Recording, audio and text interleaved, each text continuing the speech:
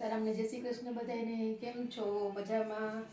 તો જો આપણે ઓફિસેથી ઘરે આવી ગયા અને આપણું મિશન સંભાળી લીધું.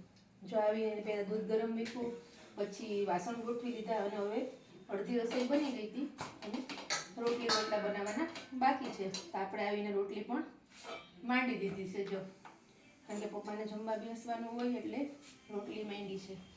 રોટલી થઈ જાય એટલે પપ્પાને જમવા બેસાડી દઈએ. તો બીજી બધી રસોઈ તો આપણે સવારે બનાવીને ગયા હતા. રસોઈમાં તો આજે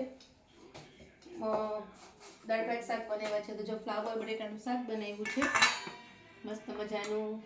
પછી હારે ભાત બનાવ્યા છે કારણ કે યુગને સ્કૂલે જવાનું હોય એટલે રસોઈ મારે સવારે બનાવીને જ જવું પડે. હારે દાળ બનાવી છે. હજી રોટલી રોટલા બનાવવાના બાકી છે.